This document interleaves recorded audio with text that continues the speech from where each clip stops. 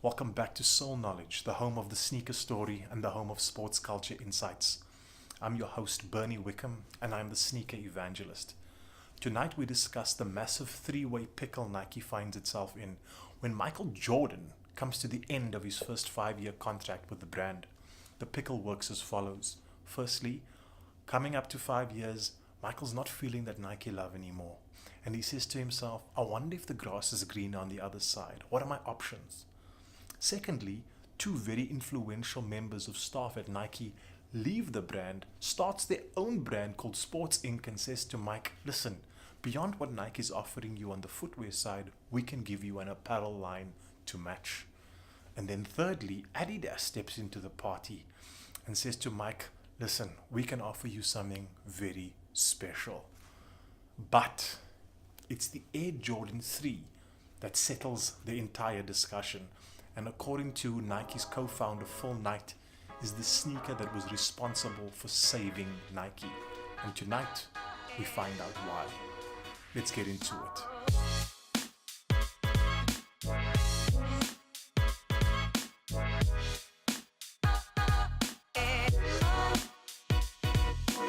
Thank you so much for all of the support shown to Soul Knowledge, for the likes, the follows, the subscribes, and the shares. Thanks for visiting us at soulknowledge.com, for checking us out on our YouTube, our Facebook, and our Instagram pages. It's really been such a pleasure interacting with all of you. And to our newcomers, at the end of every single episode, we show one sneaker in 1 second, where you have the opportunity to identify a sneaker with very limited exposure to the image. Now in episode 2, I shared with you a bit of insight behind Tinker Hatfield, the guy who had designed the Air Safari. Now, he's the same creative mind behind the Air Jordan 3. Now, he was not originally part of the design plan, but when Peter Moore, the design lead for the Air Jordan 1 and the Air Jordan 2, had left the brand, he had at the 11th hour approached Hatfield and said to him, I need you to design the Air Jordan 3, and then promptly left Tinker with all of his files and said, well, all the best, brother. Tinker travels to Chicago to meet Michael Jordan. And as they spend some time together, one of the trips that they're on is a trip to a tailor, where Michael Jordan gets fitted for a new suit. And Tinker just sitting back and observing, watching the interaction between Michael and the tailor. Michael is speaking about not enjoying the lapel of the garment, what kind of changes they can do to the construct of the jacket, what kind of different fabrications they could use in the garment. And one thing that Tinker does pick up is that Michael does enjoy just a level of customization to the product. He's very particular about the garments, materials that are used, and also when he pairs it with the shoes for the suit, he sees that he's got an interest in very fine leathers. And it's in watching this interaction that he learns something, and he says, I need to approach this design of the next pair of sneakers with a very particular angle in finding out what Michael is interested in. So he sits down with Michael and he says to him, give me the wish list of the perfect shoe. Tell me exactly what it is that you want. And Michael starts to give him details on the height of the sneaker, the kind of leathers that's got to be used, the feeling that he's looking for. And Michael starts revealing to Tinker the full script on what the shoe should be looking like. So after all the design work had been completed, Phil Knight, co-founder of Nike, and Tinker Hatfield traveled to California this time to meet up with Michael Jordan to pitch the Air Jordan 3. Michael pitches up 4 hours late to the meeting because he was playing golf with the other 2 former Nike employees who have started a company called Sports Inc. and were trying to woo Michael to the good living of the new brand. So when Michael pitches up to the Nike meeting, he's already feeling a bit offish. He sits down and he says, okay guys, show me what you got. Now, if any of you have ever been involved in a footwear product presentation that is got some juice in it, you would be met with a product that is covered with a black veil, as you would see in this case. And this is what Michael Jordan was greeted with in the room. So a product that's hidden, and then the pitch starts. And Tinker asks the questions. Tell me again what you said about the materials you were looking for. Tell me again what you said about the restrictions that you've had with your previous shoes. Tell me again about the lines that you were looking for. And Michael starts repeating his wish list. In doing so, Tinker starts showing images of what he had drawn and how he had listened to Michael and how he had crafted a pair of sneakers that met his requirement. And after Michael had understood all of the design features, he starts revealing the Air Jordan 3. So Mike, when we spoke, you mentioned that the Jordan 1 and the Jordan 2 did not offer you the mobility that you were looking for within your pair of sneakers. And you did not want to go low because it would not have offered you the support that you required. So in that case, we've come up with a mid, not too tall, not too short, sort of a Goldilocks effect in creating a 5/8 length in the sneaker. That was Tinker's first pitch to Michael, letting him understand that we gave you the mobility without compromising on the support. The second thing Tinker thought about was showing Michael some premium leathers so that he can understand no expense was actually spared in putting it together. So if you have a look over here, I want to just highlight this segment over here. This is called tumbled leather.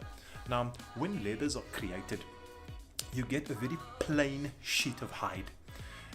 Although it is strong, it's without too much character. But if you take that hide and you keep rubbing it against itself, you keep tumbling it, it starts revealing the original leather grain to it. But that process also makes the leather lighter. So Tinker hits two birds with one stone. A more premium looking leather, and also functionally it creates a lighter execution for what Jordan was looking for. The third thing is that this sneaker doesn't contain a swoosh on the side where it should be, and as you can see there's a fair amount of real estate to land a swoosh, but no swoosh is put in over here. On Tinker's original designs you'll actually see the swoosh, but Nike decides to actually position the branding in favor of Michael Jordan. So they move the swoosh or the Nike detail into the back, and for the first time they introduce this logo over here. The Air Jordan 3 is the first sneaker to contain the Jumpman logo, as it is called. This image was actually taken out of Peter Moore's file in a shoot that they had done with Michael Jordan. Now you see the image, and when Michael saw this, he had just been captivated by the fact that the brand had actually positioned Jordan ahead of Nike. That really spoke to what he was looking for. You will also find that this over here is the elephant print, the most iconic call out of the sneaker.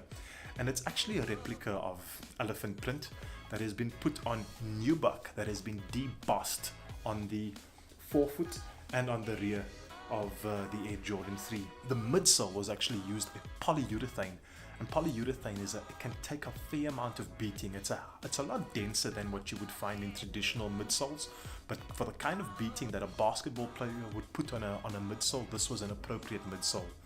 But then, for the first time ever, a visible air unit with Nike's air technology was also made prevalent within the midsole.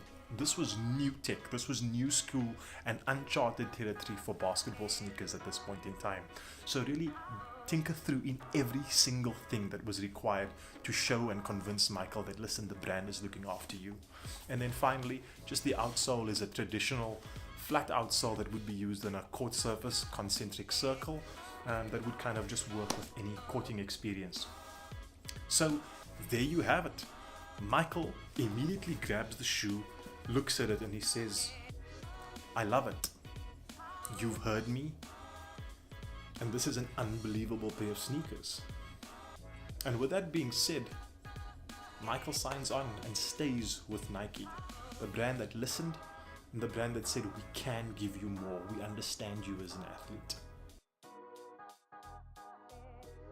So the year 1988 is when the Air Jordan 3 goes to market in 4 colorways. Tonight I have 3 of the 4 with me. The one that you've seen for the evening is the black cement. The second one is referred to as the true blue colorway.